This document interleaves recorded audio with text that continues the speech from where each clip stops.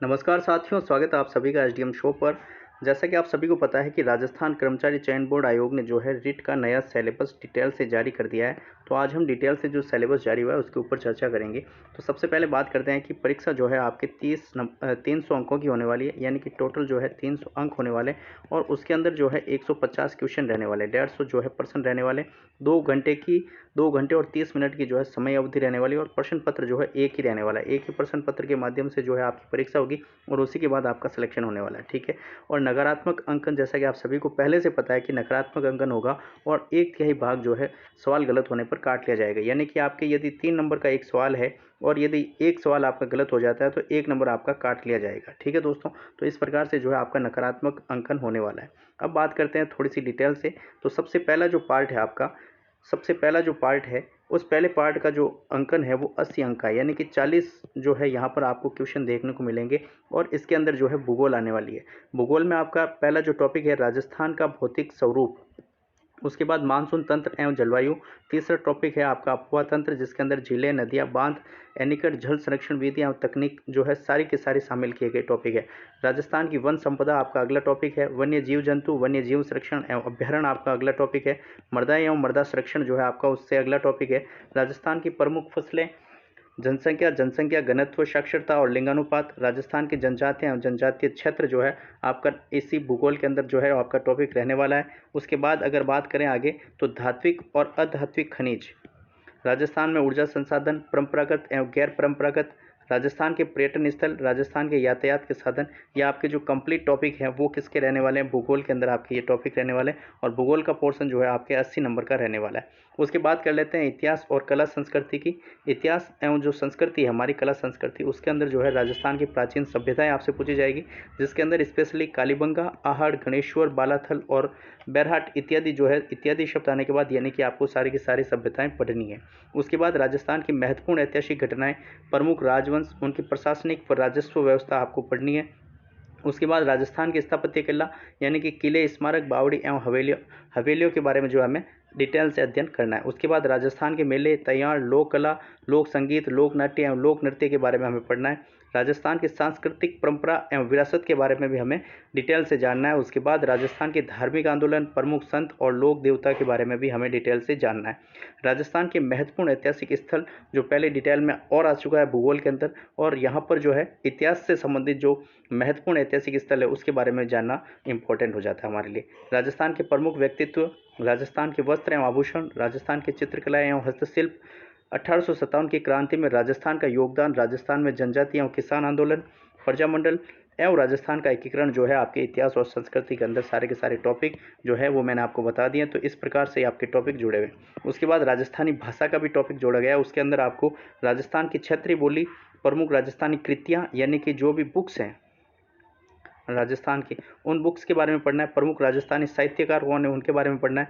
राजस्थानी संत साहित्य एवं लोक साहित्य के बारे में भी आपको जानकारी रखनी है। उसके बाद आ जाता है आपका पार्ट टू के अंदर जो है आपके मुख्य रूप से राजस्थान का सामान्य ज्ञान, शैक्षिक परिदृश्य, निःशुल्क एवं अनिवार्य बाल शिक्षा यानी कि आरटीआई एक्ट जो है आपका 2009 वाला, उसके बारे में जो है आपको डिटेल से पूछा जाएगा। ये टोटल जो है आपके 50 अंक का रहने वाला है। उसके अंदर जो राजस्थान का सामान्य ज्ञान है उसके अंदर राजस्थान के प्रतीक चिन्ह के बारे में पूछा जाएगा।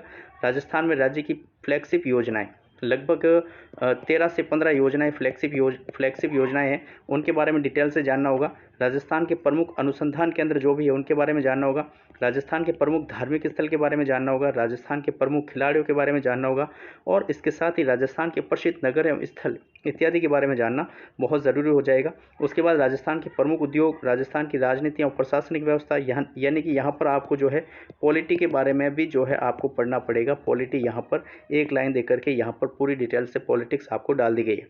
राजस्थान में जन कल्याणकारी योजनाएं, यानी कि आपको इकोनॉमिक्स वाला पार्ट बहुत डिटेल से पढ़ना है, यानी कि एक तरीके से इकोनॉमी जो है आपकी डाल दी गई है। आगे आप देखेंगे तो अभी आपको जो है पता चलेगा कि उद्योग वाला टॉपिक भी आ चुका है। तो आपको कुल मिला के जो है इकोनॉमिक्स पढ़ना बहुत ज़रूरी हो गया है, ठीक है।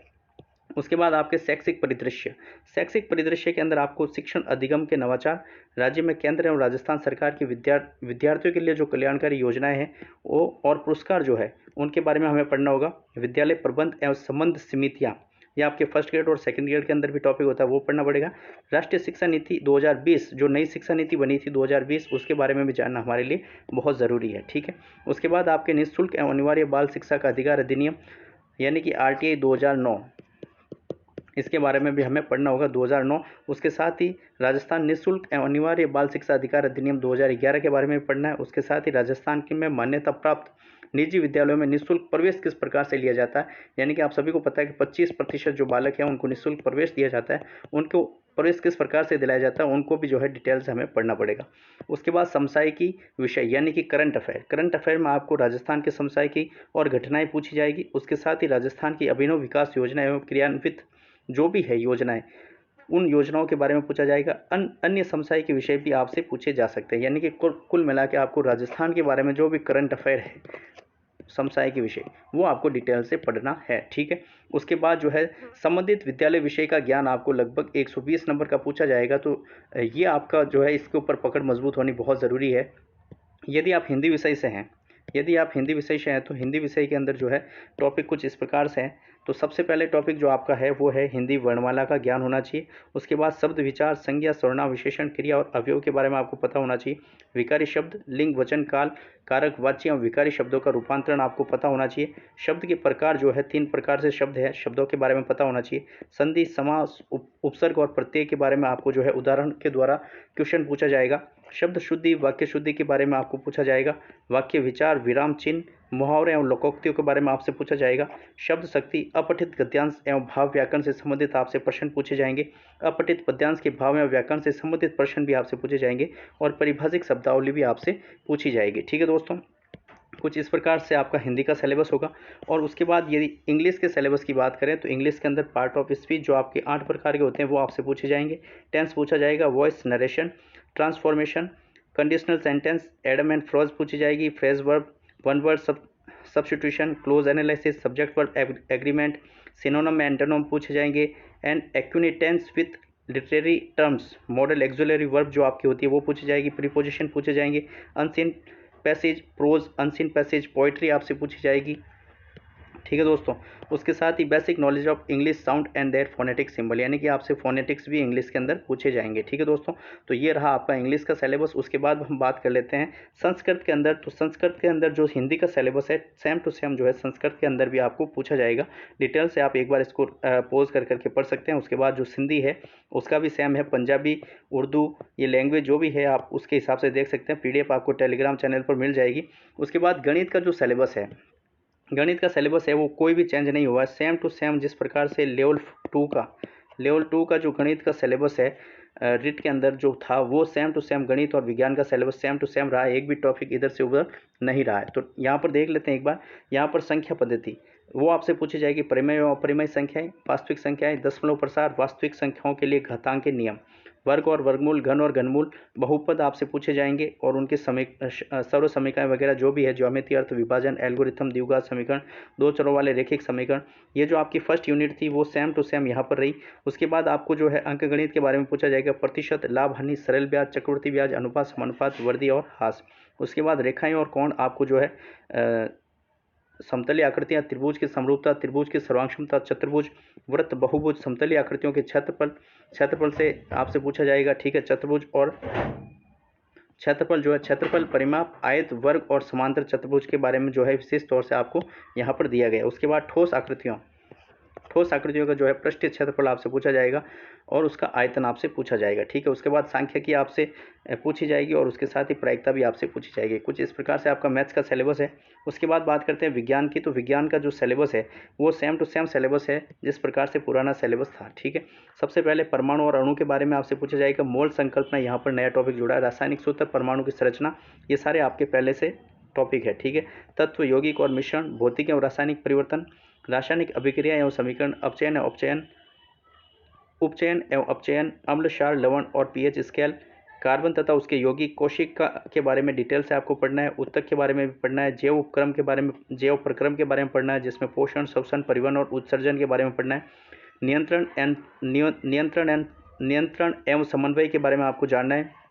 जीवों में जनन में हार्मोन्स की भूमिका, सूक्ष्म जीवों से फैलने वाले रोग आपको पढ़ने हैं, यानी कि रोग टॉपिक दे दिया तो कंप्लीटली आपको रोग के बारे में पढ़ना है। ठीक है, जेनेटिक्स बीमारियों के बारे में भी आपको यहाँ पर पढ़ना पड़ेगा। जैव रासायनिक चक्रण, भोजन के प्रमुख अवयवों के बारे में पढ़ना है, इनकी कमी से होने वाले रोग और संतुलित भोजन क्या होता है इसके बारे में जानना है। बल एवं गति के नियमों के बारे में जानना है। विद्युत धारा कंप्लीट रूप से आपको पढ़ना है। ठीक है, इसके साथ ही चुंबकीय प्रभाव भी पढ़ना है। गुरुत्वाकर्षण, केपलर के नियम, उत्प्लावकता, आर्किमिडीज का सिद्धांत आपको पढ़ना है। ताप और उष्मा डिटेल से आपको पढ़ना है। प्रकाश आपको डिटेल से पढ़ना है। ठीक है, उसके बाद ध्वनि, उसके बाद आपका जो सौरमंडल का टॉपिक है उसको भी आपको डिटेल से पढ़ना पड़ेगा। ठीक है दोस्तों, तो इस प्रकार से कुछ आपका रहा साइंस का सिलेबस। उसके बाद हम बात कर लेते हैं जो सामाजिक अध्ययन है। सामाजिक अध्ययन के बारे में हम बात कर लेते हैं, तो इनमें कौन कौन सा टॉपिक है। तो इसके अंदर आपका देखिए प्राचीन भारत की सभ्यता एवं संस्कृति, ये आपको जानना है। सिंधु घाटी सभ्यता, वैदिक संस्कृति, बौद्ध एवं जैन धर्म एवं महाजनपद काल। ठीक है, मौर्य साम्राज्य की राजनीतिक एवं प्रशासनिक व्यवस्थाएं, सम्राट अशोक के थंब एवं अभिलेख के बारे में आपको जानना है। दिल्ली सल्तनत एवं मुगल साम्राज्य के बारे में आपको डिटेल से पढ़ना है। भारतीय राष्ट्रीय आंदोलन के बारे में आपको डिटेल से पढ़ना है। पृथ्वी गति, अक्षांश एवं देशांतरण के बारे में आपको डिटेल से पढ़ना है। उसके साथ ही वायुमंडल, महासागर, संसार के प्रमुख वनस्पति और वन्य जीव के बारे में पढ़ना है। राजस्थान के कृषि आधारित उद्योग के बारे में आपको पढ़ना है। विश्व के अंदर जो कृषि के प्रकार और औद्योगिक प्रदेश है उनके बारे में आपको विश्व में जो है उनके बारे में आपको डिटेल से पढ़ना है। और भारतीय संविधान को आपको जो है कंप्लीट रूप से पढ़ना है। टॉपिक कुछ एक दे रखे हैं, लेकिन आपको जो है कंप्लीट रूप से पढ़ना आपके लिए ज़्यादा फायदेमंद रहेगा। सरकार का गठन व कार्य आपको पढ़ना है। स्थानीय स्वशासन यानी कि आपको पंचायती राज पढ़ना है। उसके बाद हम बात कर लेते हैं थोड़ी सी आगे, तो आपको भारतीय लोकतांत्रिक प्रक्रिया है उसमें महिला प्रतिनिधित्व के बारे में पढ़ना है। भारत की संघीय व्यवस्था, केंद्र राज्य संबंध के बारे में पढ़ना है। भारतीय अर्थव्यवस्था के बारे में आपको पढ़ना है, यानी कि इकोनॉमी आपको डिटेल से यहाँ पर पढ़नी पड़ेगी। ठीक है दोस्तों, उसके बाद मुद्रा एवं बैंकिंग के बारे में आपको पढ़ना है। उपभोक्ता के अधिकार के बारे में आपको पढ़ना पड़ेगा। भारतीय अर्थव्यवस्था का विकास किस प्रकार से होता है वो भी आपको यहाँ पर डिटेल से पढ़ना पड़ेगा। ठीक है दोस्तों, उसके साथ ही हम बात कर लेते हैं यहाँ पर, तो भारतीय अर्थव्यवस्था का विकास आपको पढ़ना पड़ेगा। राजस्थान में कृषि एवं विपणन के बारे में आपको डिटेल से पढ़ना पड़ेगा। तो इस प्रकार से आपका सब्जेक्ट वाइज सिलेबस हो गया। उसके बाद आपका जो चौथा जो पार्ट है वो आपका होता है शिक्षण विधियों का। ठीक है दोस्तों, तो शिक्षण विधियों में सबसे पहले मैं हिंदी की बात कर लेता हूं। तो हिंदी की जो पिछली बार हमने रेट के अंदर शिक्षण विधियां पढ़ी थी उसी प्रकार से शिक्षण विधियां पढ़नी है। 20 अंक यानी कि आपको 10 क्वेश्चन यहाँ पर देखने को मिलेंगे। तो निश्चित तौर पर ज़्यादा डिटेल में आपको नहीं जाना है। जो पिछली बार की रेट के अंदर आपने शिक्षण विधियां पढ़ी है उसी को पढ़ ले। इंग्लिश के अंदर भी यही चीज़ है। उसके साथ ही संस्कृत के अंदर भी सेम टू सेम चीज़ें हैं। सिंधी भाषा में भी सेम टू सेम है। पंजाबी में भी सेम टू सेम है। उर्दू में भी सेम टू सेम है। और गणित और विज्ञान के अंदर भी लगभग वही चीज़ें हैं जो पिछली बार रेट के अंदर थी। इस बार भी आपको वही शिक्षण विधियाँ पढ़नी है। ठीक है दोस्तों, ज़्यादा डिटेल से पढ़ने की आवश्यकता नहीं है। उसके साथ ही जो एसएस की जो शिक्षण विधियाँ हैं वो भी आपको जो है ज़्यादा डिटेल से पढ़ने की आवश्यकता नहीं है। जो आपने पिछली बार पढ़ी है वो आप इस बार पढ़ेंगे तो आपका जो है काम हो जाएगा, क्योंकि 20 नंबर की शिक्षण विधियाँ। उसके बाद आपका आता है शैक्षिक मनोविज्ञान। आपके जो 20 अंक होंगे वो साइकोलॉजी से होने वाले हैं, जो आपके 10 क्वेश्चन होने वाले हैं और टोटल नंबरों की संख्या है वो 20 होने वाली है। ठीक है, इसके अंदर देख लीजिए कौन कौन से टॉपिक है। तो शैक्षिक मनोविज्ञान का जो अर्थ और क्षेत्र एवं कार्य है वो आपको पढ़ना है। बाल विकास आपको कंप्लीट टॉपिक पढ़ना है। ठीक है, बाल विकास में वंशानुक्रम एवं वातावरण का प्रभाव आपको पढ़ना है। व्यक्तित्व टॉपिक आपको पढ़ना है। बुद्धि पढ़ना है। अधिगम कंप्लीट रूप से आपको पढ़ना है। उसके साथ ही विविध अधिगमकर्ता के प्रकार, यानी कि पिछड़े बालक, प्रतिभाशाली, सृजनशील और विशेष आवश्यकता वाले जो बालक हैं उनके बारे में आपको पढ़ना है। अधिगम में आने वाली कठिनाइयाँ आपको पढ़नी है। अभिप्रेरण आपको कंप्लीट डिटेल से टॉपिक पढ़ना है। और उसके बाद आपको जो है समायोजन टॉपिक पढ़ना है। ठीक है, तो इस प्रकार से आपको कंप्लीट साइकोलॉजी जो पिछली बार थी लगभग सेम टू सेम वही साइकोलॉजी आपसे पूछी जाएगी। ठीक है, उसके बाद आपका जो अंतिम और लास्ट जो है वो टॉपिक है आपका सूचना तकनीकी वाला। ठीक है दोस्तों, सूचना तकनीकी के बारे में आपको सूचना प्रौद्योगिकी के आधार, सूचना प्रौद्योगिकी उपकरण यानी कि टूल्स, सूचना प्रौद्योगिकी के अनुप्रयोग और सूचना प्रौद्योगिकी के सामाजिक प्रभाव के बारे में पढ़ना है। टोटल आपके 10 नंबर का होगा, यानी कि आपके जो है क्वेश्चन टोटल 5 पूछे जाएंगे। तो इस प्रकार से आपका जो है कंप्लीट सिलेबस रहने वाला है। तो निश्चित तौर पर ये जो सिलेबस है आपके लिए नया बहुत ही रामबाण साबित होने वाला है। और इसी सिलेबस के अकॉर्डिंग आप तैयारी करें, सिलेबस को टेबल पर रखें और रोज़ प्रतिदिन सिलेबस को देखें और उसी के अकॉर्डिंग तैयारी करें, तभी आपको जो है सफलता मिल सकती है। तो आपको शुभ कामनाओं के साथ आज के इस वीडियो को यहीं समाप्त करते हैं। तो निश्चित तौर पर ये वीडियो आपके लिए हेल्पफुल होगा। और यदि आपको वीडियो पसंद आया तो चैनल को लाइक करें, सब्सक्राइब करें और वीडियो को लाइक ज़रूर करें। थैंक यू, धन्यवाद। मिलते हैं नेक्स्ट वीडियो में दोस्तों।